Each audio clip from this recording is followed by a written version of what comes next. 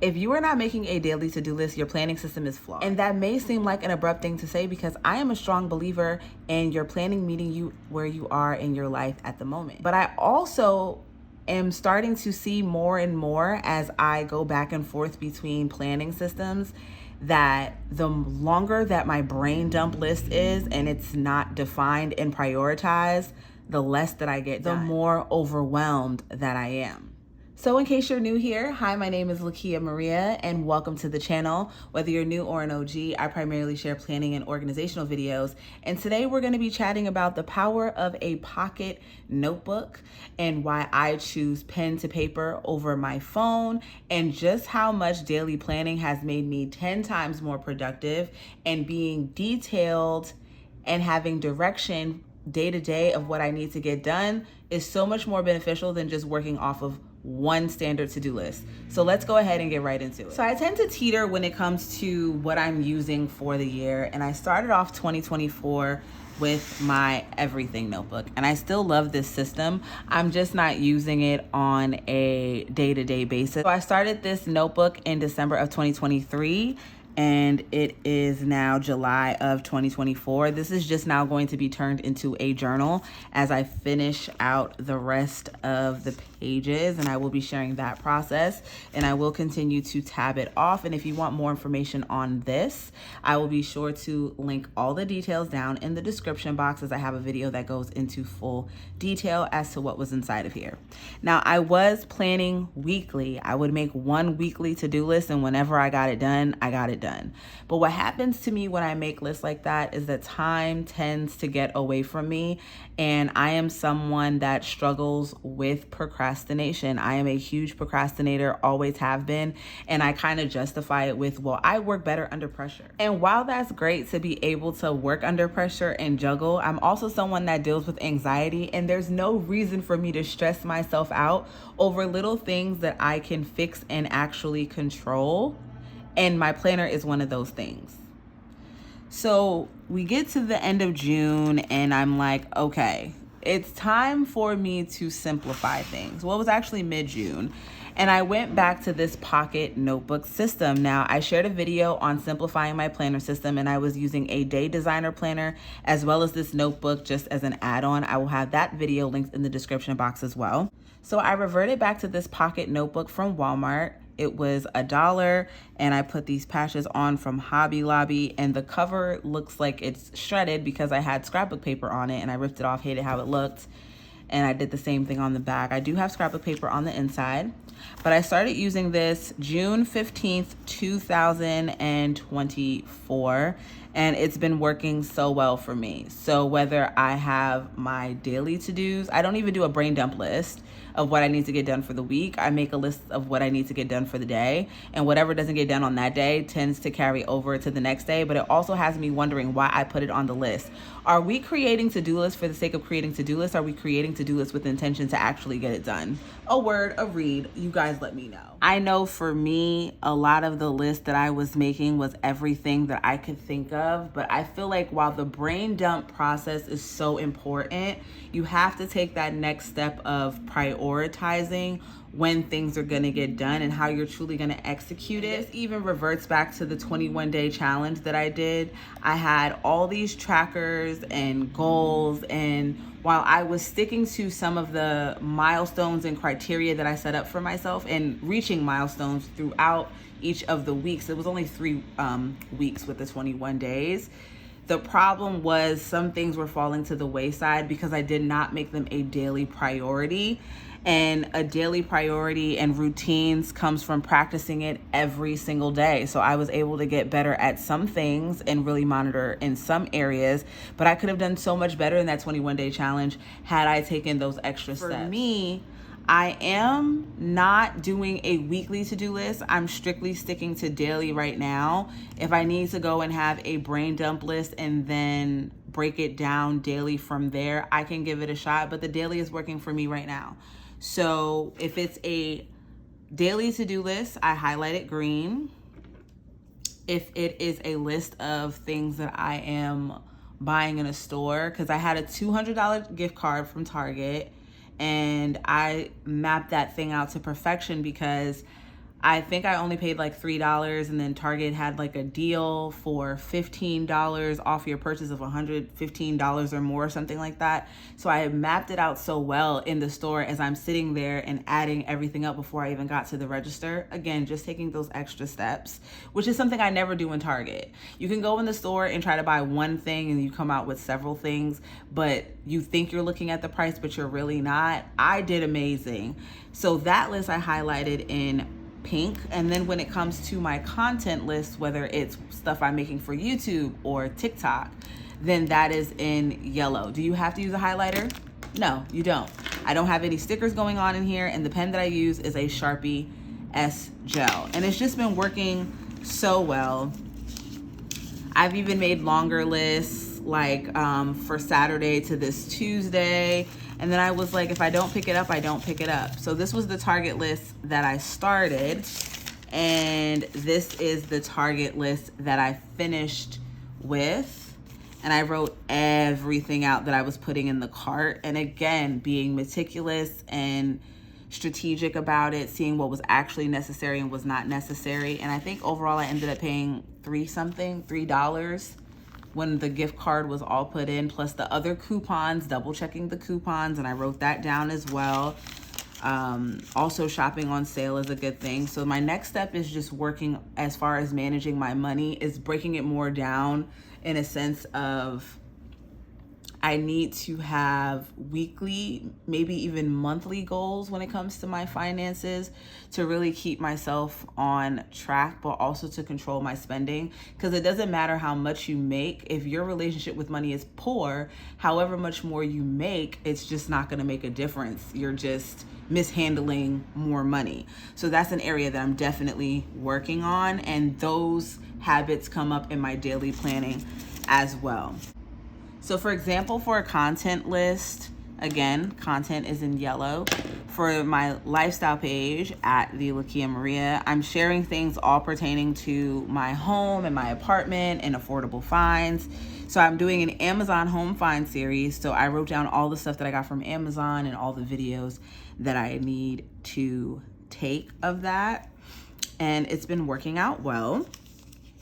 And then for the journaling portion, which is at Lakia Journals, and you'll also be seeing those videos here on YouTube Shorts. So don't worry if you don't have a TikTok, but I have a list of content that I want to film and put on TikTok and that's pertaining to my journal, but also stuff that I want to actually put on these pages. So I just use sticky notes. You can put sticky notes right over it, fairly easy. Grocery list for the Friday dinner that I was having. My sister came over. We had tacos on Friday. And then here was my Saturday and my Monday. Now, my Monday, I will say that sometimes throughout the day, I will add things to my list. And I know I'm not the only one that has ever added things to the list, the daily to-do list, and it was after we already did it. That's fine. If that's what gets to keep you going, cool. But sometimes I feel like we're so lofty in our goals of what it is that we want to do that we're not realistic. I'm all for manifesting, but again, those baby steps, the little things are the big things. And sometimes we overlook the little things for the big things. And what I'm focusing on as far as daily planning is I don't have to cram everything into a day. And I know some people could have the mindset of, oh, well, tomorrow's not promised. Let's focus on and prioritize what needs to get done today, and then what you would like to get done. You can even make a separate list for that. So that is something else that I can also add into my daily as I'm doing this like thought and this thinking with you guys, going through the whole thought process. So need to get done. So Monday I needed to drop off my rent check, right? But what I would like to get done was creating TikTok content, going and seeing what was on Facebook Marketplace for free. That was what I would like to do. My resale listings and all that. That is something I would like to do. It's not something that I needed to do.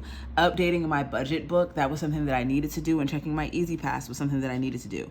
And I did those. So that was good. Packing my lunch was something that I needed to do, but I didn't do. But I focused so much attention on TikTok content that seemed to trump me packing my lunch. And packing my lunch takes literally 5 minutes because I have everything so organized. I'm just lazy and I didn't do it. But I know that my morning is better and smoother when I have my outfit laid out for work and my lunch is already packed. These are the things that we also have to put this discipline in when it comes to daily planning of it's not always what we want to do, but it's what we need to do. Like, I'm sure most of us would rather take the money that we spend on our rent or mortgage or our cost of living and put it elsewhere. But there are things that we just can't get around, things that are out of our control because they're necessities.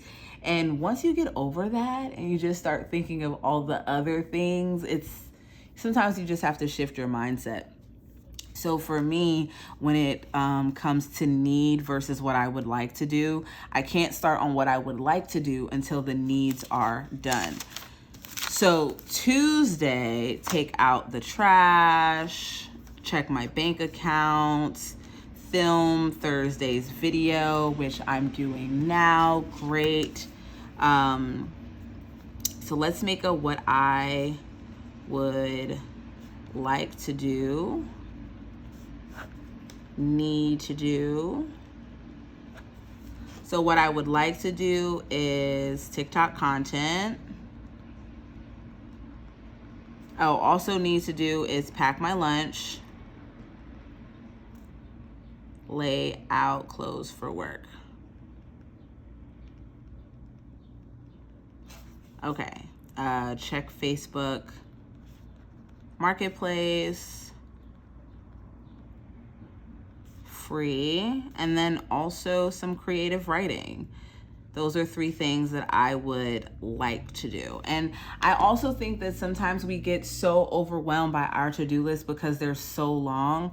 My daily to-do list, I really don't try to pack them up too much. Some days I'm just like, oh, what did I get done? And I have to stop and think. But I'm gonna try out the need to do and all of that. So my Wednesday list, I don't have anything to do because that's not actually on my list anymore because she's gonna do that herself. So for my Wednesday list of things that I need to do and what I would like to do. So need to do,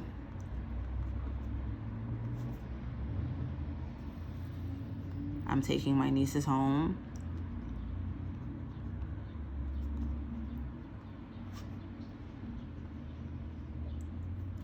And then I'm just going to put down here in a separate list, like to do, we're going to do creative writing. So I am pretty much, my day is pretty much open. These are just the things that I need to do and would like to do. So I only have one thing that I need to do tomorrow.